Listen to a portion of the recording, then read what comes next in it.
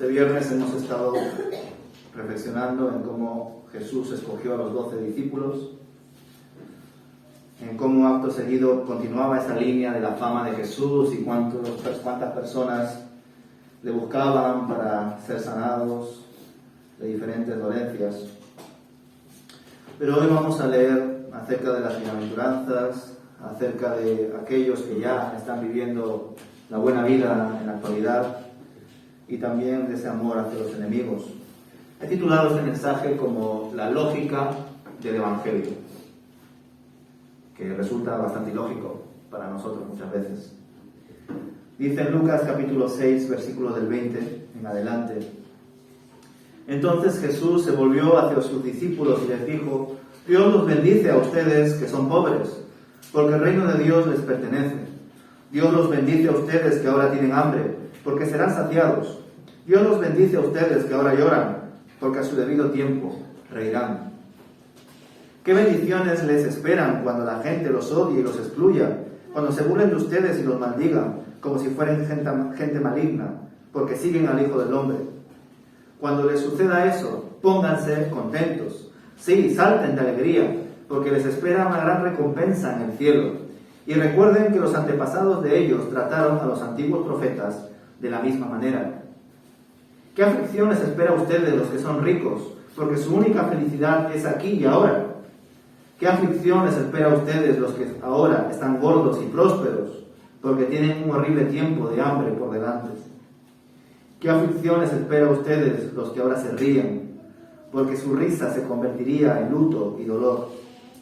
¿Qué aflicción les espera a ustedes los que son elogiados por las multitudes, porque sus antepasados también elogiaron a falsos profetas? A los que están dispuestos a escuchar les digo: amen a sus enemigos, hagan bien a quienes los odian, bendigan a quienes los maldicen, oren por aquellos que los lastiman. Si alguien te da una bofetada en una mejilla, ofrécele también la otra mejilla. Si alguien te exige el abrigo, ofrécele también la camisa. Dale a cualquiera que te pida, y cuando te quiten las cosas, no trates de recuperarlas. Traten a los demás como les gustaría que ellos los trataran a ustedes. Si solo aman a quienes los aman a ustedes, ¿qué mérito tienen? Hasta los pecadores aman a quienes los aman a ellos. Y si solo hacen bien a los que son buenos con ustedes, ¿qué mérito tenéis? Hasta los pecadores hacen eso. Y si prestan dinero solamente a quienes pueden devolverlo, ¿qué mérito tienen? Hasta los pecadores prestan a otros pecadores a cambio de un reembolso completo. Amen a sus enemigos, háganles bien, presten sin esperar nada a cambio. Entonces su recompensa del cielo será grande y se estarán comportando verdaderamente como hijos del Altísimo. Pues Él es bondadoso con los que son desagradecidos y perversos. Deben ser compasivos, así como su Padre es compasivo. Vemos que estas bienaventuranzas del Evangelio de Lucas son mucho más cortas que el Evangelio de Mateo. Solamente se comprueban 4 bienaventuranzas, que apelan sobre todo al aquí y a la ahora, ¿no? A personas que son pobres, a personas que tienen hambre, a personas que lloran. En definitiva, a personas que están en situaciones de dificultad, ¿verdad? De tristeza, de necesidad. Por tanto, que Jesús les proponga, ¿no?, que en medio de todo esto van a ser bendecidos, van a ser dichosos, benditos, alegres, bienaventurados, sinónimos que, según nuestras versiones, apelan a estas bienaventuranzas. Nos invita a pensar, pues por un lado, la locura del Evangelio, como diría Pablo, la lógica que tiene el reino de Dios, que sin embargo choca bastante para nosotros. Que Jesús pueda exponer estas enseñanzas, en efecto, va a chocar en sus oyentes. Personas que no tienen ni para comer, que son pobres, que no tienen recursos, que les digan que van a heredar el reino de Dios. Hay que pensar que la mayoría de ellos pues eran personas que no venían de ninguna familia de respeto ni de aristocracia, y sin embargo les estaba proponiendo el regalo de la realeza, de aquel que ha hecho todas las cosas. ¿Cómo encontrarán entonces esa felicidad si por ahora están viviendo en situaciones difíciles? Qué bendiciones, le dice Jesús, ¿no? Les esperan aquellos que serán odiados y excluidos. De algún modo parece, como muchas veces se ha tildado el cristianismo, ¿verdad? Como una especie de defensa de la tortura del cuerpo, de todo lo relacionado con esta vida, de que debemos olvidarnos del presente, de lo que lo único importante es el cielo, la eternidad. Y ciertamente no es eso lo que está enseñando Jesús. Aunque muchas veces el cristianismo ha llevado a expresiones tan radicales que ha dado esa sensación, ¿verdad?, de estar pensando más en el más allá que en el aquí y en el ahora. Jesús, sin embargo, no desprecia el aquí y el ahora. Es una persona que, aunque tiene muchas cosas que enseñar a grandes eruditos, ocupa tiempo en realizar milagros y dar enseñanzas a personas de a pie, del día a día. Sabe que en efecto aquellos que sigan la buena noticia, que sigan el Evangelio de Jesús, van a ser odiados, van a ser excluidos, van a ser maldecidos. Pero que en medio de todo eso será el Hijo del Hombre el que les dará la aprobación, el que les dará las bendiciones. Por eso es que se deben de poner contentos, deben saltar de alegría por esa recompensa que les espera en el cielo. Pero claro, nosotros en este tiempo, ¿no?, a veces nos puede costar más reflexionar en estas cosas porque aparentemente no vemos tantos milagros, tantas señales y tantos eventos como los que leemos en las Escrituras. Y hay veces que eso nos puede abatir o nos puede hacer dudar. Nuestra lógica nos hace esas cuestiones, ¿verdad? ¿Cómo es posible que un pobre herede el reino? ¿Cómo es posible que los hambrientos encuentren al fin saciedad? ¿Cómo es posible que aquellos que lloren acaban riendo? Porque hay que entender, por un lado, que el contexto en el que está planteando Jesús, aquellos que ríen, aquellos que lloran, sobre todo luego cuando hace esa tristeza anunciada a aquellos que tienen todo ya en ese momento, probablemente se esté haciendo referencia a esa risa de burla, de crítica hacia otros, por cuanto son menores supuestamente que ellos. Ese punto, ¿verdad?, de odio es de algún modo el cumplimiento de lo que ha pasado en el Antiguo Testamento, como todos esos profetas fueron también desechados al igual que ellos. Por tanto, el entender esa aflicción, ese sufrimiento como algo que otros han vivido y que incluso el propio Maestro va a vivir, debe ser para ellos algo que les dé fuerzas para continuar pese a esa situación de precariedad. Jesús está haciendo esa referencia a tantos y tantos héroes de la fe, como se dice en algunos contextos, y siervos de Dios, que pese a no ser comprendidos, pese a ser perseguidos, continuaron con su ministerio. Pero por otro lado, Jesús también tiene, en efecto, palabras para aquellos que ya se encuentran saciados, que no tienen ningún tipo de necesidad, que tienen un presente lleno de prosperidad y que desgraciadamente no lo saben compartir. Ante esto también hay que plantear, ¿no?, la idea de que ser próspero, ser rico, no es un problema en sí mismo. Abraham, por ejemplo, era una persona rica y entendemos que era una persona de Dios. El problema surge cuando todas esas riquezas de algún modo te hacen pensar que eres autosuficiente, que no necesitas a Dios, que tú mismo eres tu Dios. Por eso, ¿no?, Jesús también le señala a los ricos, por cuanto ya tienen su felicidad centrada en el aquí y el ahora, en el yo, en lo que les interesa a ellos mismos. Por supuesto también los que ya están saciados, pues habrá un tiempo en el que pasarán hambre. Los que ríen pasarán lamentación. Aquellos que son alabados y elogiados por las multitudes acabarán mal, al igual que también falsos profetas fueron aceptados por diferentes reyes y líderes de Israel, porque les decían lo que querían escuchar. Y claro, ¿quién no va a querer escuchar aquello que nos conviene? aquello que nos alaba. Y sin embargo se observa cómo Jesús, de algún modo, no está haciendo una apología de la pobreza, de que hay que estar mal para ser cristiano, sino que en efecto aquellas personas que dan ese paso ante el llamado de Dios, mayormente son porque están en una situación crítica y son conscientes de que viven en una especie de cárcel de cristal, que están encerrados.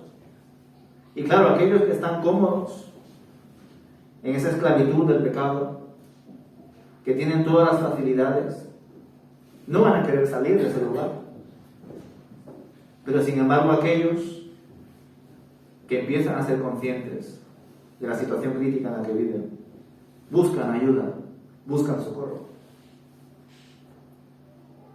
Por eso mayormente aquellos que están en esas situaciones difíciles suelen ser los que siguen al Señor. Aquellos, sin embargo, que ya tienen todo, pues de algún modo, no solamente, como he dicho antes, se sienten autosuficientes, sino que si abandonan esas cosas, tienen más que perder. Como ese joven rico al que luego ya más adelante lo veremos, ¿no? Jesús le habló y le enseñó que debía dejar todas las cosas. Y el joven rico se lo pensó y al final no le siguió a Jesús. Era mayor su amor por sus riquezas, por su posición, que seguir a Jesús. Pero una vez más debemos entender que esto no es un masoquismo, sino más bien una filosofía en la que nos invita a tener nuestros ojos puestos en la eternidad, en Jesús, en el cielo, en el reino de Dios. Y aunque nos suene ilógico o chocante, pues se producen diferentes enseñanzas que nos invitan a negar nuestro yo, a dejar atrás aquellas cosas que antes nos parecían muy importantes y que ahora quizá no sean tan necesarias. Sin duda los versículos en los que Jesús nos empieza a hablar del amor hacia los enemigos pueden ser muy malinterpretados. De hecho, en diferentes contextos yo he escuchado y conocido circunstancias, situaciones en las cuales se han aplicado estos textos mal. Porque en estos versículos del 27 al 35 se habla de la necesidad de reconocer, por un lado, que nosotros, sin merecerlo, hemos sido amados por Dios. Por tanto, nosotros también debemos compartir ese amor con aquellos que, aun odiándonos, necesitan ese amor. El amor hacia los enemigos es algo que puede chocar mucho en nosotros. ¿Cómo es posible que oremos por aquellos que nos lastimen? Que demos bendición a aquellos que nos dan maldición. Que pongamos la mejilla a alguien que nos está pegando. O que le demos algo más a alguien que nos está robando. De algún modo Jesús está mostrando lo que Él ya está haciendo y lo va a llevar a la máxima expresión con la cruz. No está pidiendo algo que Él mismo no vaya a hacer. Y como vimos el viernes en el culto de oración, aunque les costó mucho durante estos años que estuvieron con Jesús, después vemos que cada uno cumplió con su misión, aún acabando perseguidos y asesinados por su fe. Cada apóstol cumplió con su labor. No obstante, cuando hablamos de la importancia de tener los ojos puestos en el Señor y no tanto en el aquí y en el ahora, cuando hablamos de la importancia de amar a aquellos que no nos aman, porque claro, fácil es dar a aquel que te da, debemos tener cuidado. Por un lado, aquí se nos está planteando una idea que nos debe chocar, porque por ejemplo en el contexto de la familia, generalmente, con el de la pareja concretamente, se da un amor mutuo y debe ser así. Un amor de compromiso, respeto, sinceridad, transparencia. Y si aplicamos, por ejemplo, estas enseñanzas, estaríamos avalando relaciones tóxicas. Y yo desgraciadamente he escuchado testimonios de hermanos o pastores que de algún modo pues les enseñaban a las esposas o a los padres en algunos contextos o hijos a que soporten a sus maridos, a que soporten a cualquier familiar que tuviesen, incluso en situaciones que ya eran complicadas de sostener. Y sin embargo, sí, Jesús nos está enseñando a poner la otra mejilla, a amar al enemigo, a bendecir al que nos maldice. Pero hay contextos en los cuales nosotros también debemos hacer un examen y entender si está haciendo referencia a la familia, a la pareja, o si más bien está haciendo referencia a contextos de testimonio, de amistad, de compañerismo. Sabemos, por ejemplo, que por lo que Jesús nos enseña en cuanto a los modelos de enseñanza ante los niños, los padres, o por ejemplo, en contextos difíciles como el divorcio. Aparentemente la única razón para divorciarse es por adulterio. Pero hoy en día hay tantas razones por las cuales a veces, aunque no sea la mejor opción, el divorcio puede prevenir quizá malos tratos, asesinatos y tantas cosas. Pero en el plano en el que Jesús está planteando el amor hacia los enemigos, es precisamente en esa relación que Él estaba estableciendo con sus discípulos. También con aquellos que le seguían, no tanto porque querían poner en práctica sus enseñanzas, sino porque estaban saciados por los milagros, las multiplicaciones de los panes y los peces y tantas cosas que hacía Jesús. Eso les interesaba. Y por tanto buscaban del Señor más y más. Por tanto, en medio de todo esto se plantea ese evangelio que busca que el amor se dé como Dios nos lo ha dado, incondicionalmente. Ese verdadero amor no busca retribución. Es la misma expresión de dar. Por tanto, ¿cómo podemos hacer esa negación del yo? Porque cuesta. ¿Cómo podemos amar al enemigo? ¿Cómo podemos bendecir al que nos maldice? Pues muchas veces en esa narrativa empieza el problema. Porque si nos centramos en que me está odiando y no en que es Dios el que me está amando a mí primero, pese a que yo a veces le fallo, al cambiar la dirección, al perder el norte, por supuesto que nos va a costar. Pero si pensamos primero en aquel que nos ha dado y en que aquellas cosas que nosotros podemos compartir no son por nosotros mismos, sino muchas veces es porque canalizamos el amor y las bendiciones de Dios a través de nosotros. Si no podemos caer también en esos errores. Tú vas a un mercado, le das 5 euros al que esté vendiendo carne y pollo y te da un pollo. Tú le das algo, él te da algo. Pero sin embargo lo que Jesús plantea es dar aunque no te den. No pensando en lo que vas a obtener.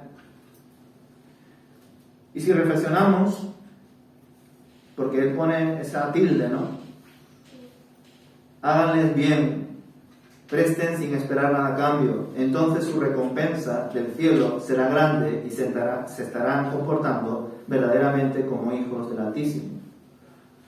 Pues Él es bondadoso y con los que son desagradecidos y perversos también. Desgraciadamente nosotros hemos podido torcer tanto el Evangelio que dentro de algunos contextos cristianos se ha producido ese orgullo espiritual de yo he hecho tantas obras que yo me merezco más el cielo. Por un lado, con estas bienaventuranzas, con estas aflicciones, con esta filosofía de amor al enemigo, se está planteando que demos sin pensar en las consecuencias para nosotros, que no seamos interesados, que lo hagamos todo por el Señor. Pero hemos llegado a torcer tanto estas cosas que incluso en algunos contextos, la Iglesia Católica, por ejemplo, se hacen obras y obras y obras, no por el hecho de dar como hijo de Dios, sino por creer que cuantas más buenas obras hago, más me voy a ganar el cielo. O incluso ya estando dentro del cielo, voy a obtener una mejor categoría delante de Dios. Y esa expresión, esa interpretación de todo esto que está enseñando Jesús, en este texto Jesús no lo está tratando. Pero luego más adelante lo vamos a ver. Si no recordad cuando dos discípulos discuten entre ellos diciendo: Señor, yo quiero estar a tu diestra, y el otro dice: yo quiero estar a tu siniestra. Vemos como ellos, sí, estaban haciendo cosas con el Señor, estaban aprendiendo de Él, pero también estaban torciendo otras que no habían comprendido verdaderamente. Por tanto, ¿a qué nos debemos aferrar como creyentes? ¿Cómo podemos cuidarnos de nosotros mismos, que muchas veces somos nuestros verdaderos enemigos? Y es teniendo en cuenta este autoexamen que a veces podemos nosotros torcer las cosas. No debemos hacer las bendiciones, las acciones buenas para obtener ningún beneficio de otros, pero incluso tampoco para obtener un mayor beneficio de Dios. Porque Dios ya nos ha dado todo lo que necesitamos. Ya andamos en ese regalo, en esa gracia inmerecida. No vamos a obtener una mayor por cuanto pensemos que somos mejores. Más bien quizá nos vamos a perder o torcer a la hora de sentirnos mejores creyentes, porque tengamos más años o porque hagamos ciertas cosas. Y Jesús quería que sus discípulos anden recto, se cuiden, que sean compasivos entre ellos y no orgullosos. Y será algo que intentará enseñar tanto a los que le siguen como multitudes, como a los 12 que han escogido. Afortunadamente nosotros sabemos cómo termina esta historia. Como he dicho antes, sabemos que al final, después de tantos problemas que tuvo Jesús con los discípulos, con los apóstoles, aprendieron. Así que debemos estar contentos de recibir este testimonio, de saber que estos apóstoles fueron a diferentes lugares a predicar el Evangelio, aun sabiendo que por ello fueron asesinados. Debemos también reflexionar que, por supuesto, durante todo ese tiempo, incluso ya cuando su fe había madurado, pues habrán pasado por circunstancias de duda, de incertidumbre. El viernes compartía a algunos hermanos, ¿no? ¿Creéis que quizá los apóstoles, cuando estaban siendo perseguidos, o cuando ya estaban siendo crucificados, o cualquier tortura que le hicieron, que lo podéis leer en la tradición que tenemos, habrán dudado quizá de Jesús? ¿Habrán pensado que Dios les abandonó? Porque nosotros como iglesia nos alegramos cuando encontramos empleo, cuando estamos bien de salud, cuando nace un niño, cuando acabamos una carrera, cuando compramos una casa. Y está bien que nos alegremos. Dios nos bendice también con esas cosas. Pero qué difícil es ver la bendición y el cuidado de Dios cuando estamos pasando mal. Y eso no significa que Dios nos haya abandonado. Dios Padre abandonó a Jesús en la cruz. Jesús abandonó a sus apóstoles cuando fueron asesinados. O más bien les advirtió que si me seguís, acabaréis como vuestro maestro. Por tanto, nosotros también, como discípulos de Jesús, debemos saber las consecuencias. Debemos conocer la letra pequeña de lo que significa seguir a Jesús. Porque el planteamiento es chocante, pero sabemos que aunque pasemos por situaciones de llanto, de pobreza, de hambruna, de necesidad, lo que obtendremos con el Señor será mucho más importante. Y sobre todo será algo que permanecerá para siempre, no algo que se pierda o que se lo lleve el viento. Y por tanto, tengamos, como dice el dicho, ¿no?, los pies en la tierra, pero los ojos también en el cielo. Estemos en el aquí y en la ahora, pero también tengamos los ojos puestos en Jesús. Que el Señor nos bendiga.